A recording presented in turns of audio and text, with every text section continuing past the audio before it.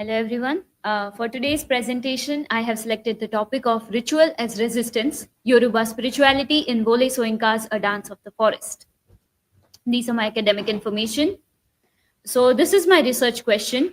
How does Wole Soyinka use Yoruba rituals in A Dance of the Forest as a form of resistance against political complacency and historical amnesia? My hypothesis is that Wole Soyinka employs Yoruba rituals in A Dance of the Forest not to celebrate Nigerian independence, but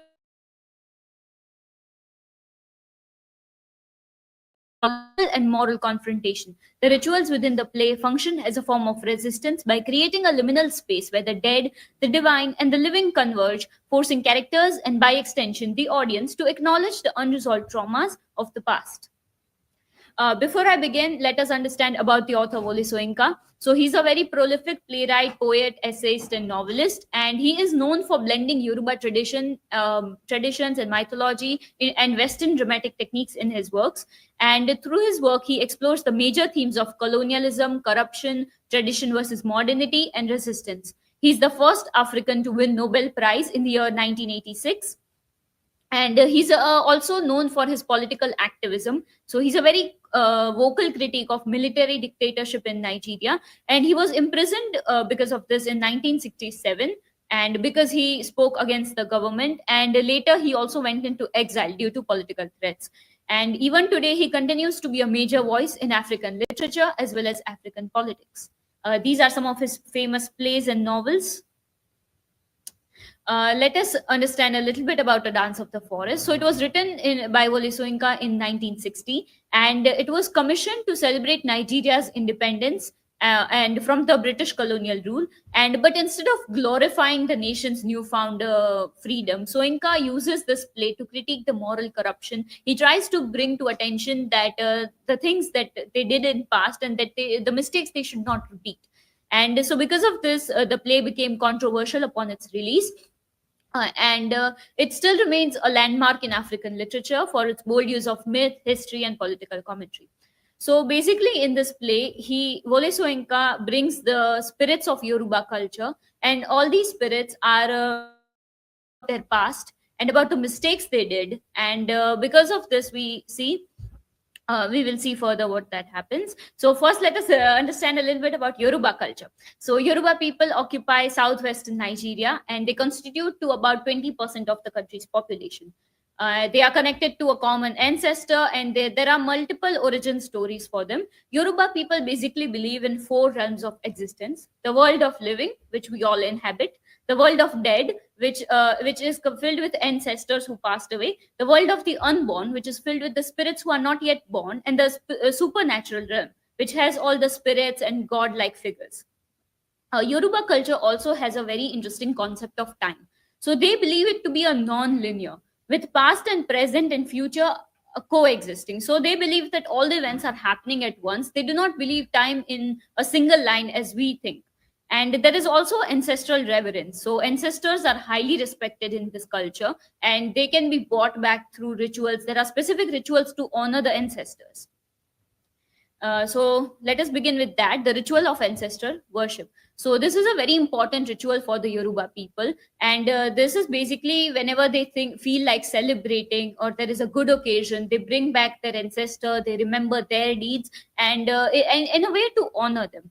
And this is something I think is comparable to Indian culture as well, because we also have this reliance on ancestral worshipping. We believe that our ancestors are never truly gone, and if the people are superstitious and something bad is going on with them, they would also say that our ancestors are not happy with us. They would do rituals to please the ancestors. So, in a similar manner, we see it here. As Simran discusses in her article, the Yoruba hold ancestors in high regard. When a person dies physically in the world of living, he or she joins the ancestors in the world of the dead. But here we see the ritual of ancestor worshipping has gone a little wrong, because instead of arrival of ancestors who are pleased with them or who would bless them, we have arrival of the dead man and the dead woman. The dead man was a former captain in Mata Kharibu's court, and he was wrongfully killed because he refused to fight an unjust war. So because of that, he was killed, and the dead woman was his wife, who was pregnant at the time, and she was also there was injustice against her also. So Aroni says in the very beginning of the play, the dead man, who in his former life was a captain in the army of Mata Karibu, and the other, the dead woman, in former life the captain's wife. Their choice was no accident. In previous life, they were linked in violence and blood with four of the living generation. So we see that the selection of these spirits and them coming out of the grave is a very symbolic thing, because they were wrongfully killed in their past life, and they remind the people of current generation that there were these crimes in the past. And while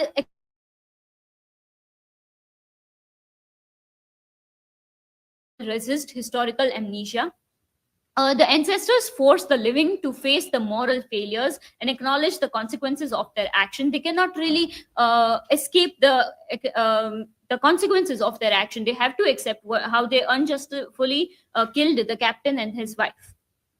Then we have another spirit ritual of gathering of the spirits.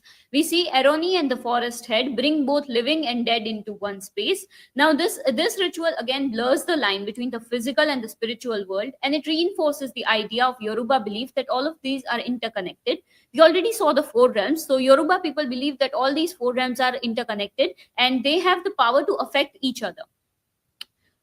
Spirits and ancestor reflect on human behavior. Through this meeting, we see that the spirits and ancestor reflect on human behavior. They see that they are forgetting the crimes of their past, and they are trying to glorify it more than it already was. And because of that, they gather around, and they Forest Head and Aroni makes this brings this meeting, and they discuss on what could be done and how the people could be reminded of their past. As Mastood says in his article, the spirits gather at the court of the forest father to inform their positions and solve their problems. The inclusion of spirits here is to project an integral cultural order in which all aspects of the universe correspond to a harmonious unity under the power of supreme deity. And so we see here again the idea that Yoruba culture believes in interconnectedness of the spirits, and how our ancestors, the spirits, have a say in what is going on and how they can change the actions. And this gathering of spirit resists the compartmentalization of life and death, past and present. So we basically believe life and death to be separate things. So we have this division, and this is resisted because it is not in Yoruba culture. So this difference, this compartmentalization, is resisted by Wole Soyinka through the gathering of the spirits. Another thing he uses is the ritual of storytelling and myth making. So there is a reliance on Yoruba oral traditions, because we see the spirits, the figures, famous figures of the Yoruba culture. We see blending of myth and reality. And through storytelling, we see the community's hidden truths are revealed and forgotten history resurfaces.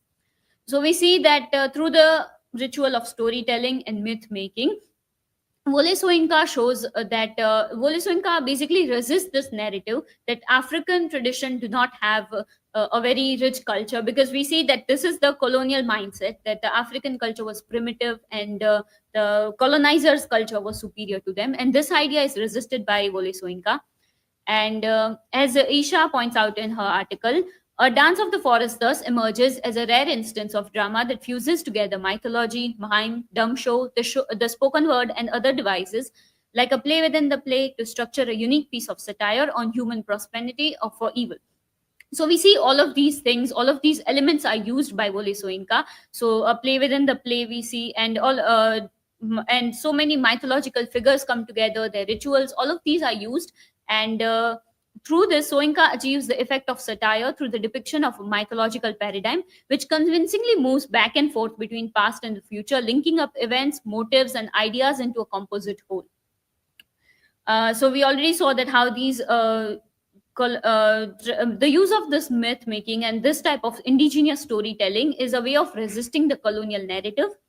And it also asserts Yoruba myth and oral history as our vital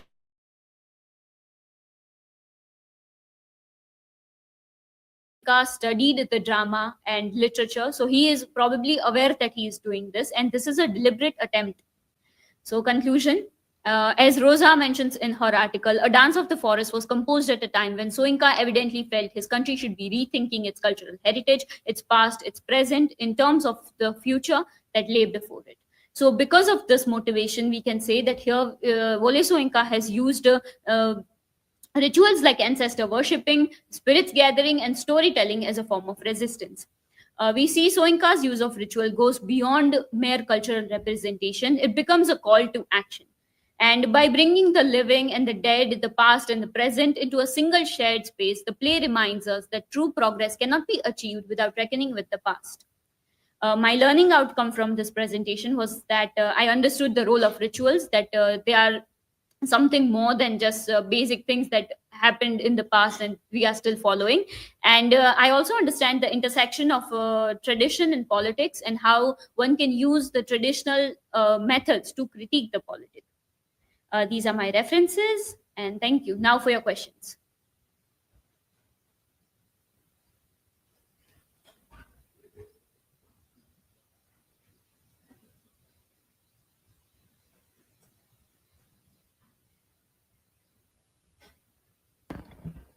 Bhumi, my question is, do you think the rituals truly bring about political or social change, or are they just symbolic?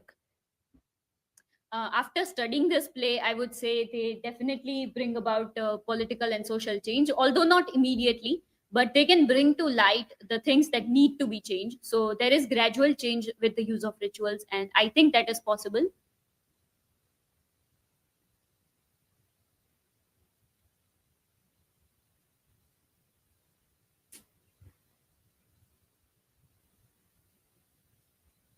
Bhumi, my question is, why does Soinka use the forest as the main setting for these rituals?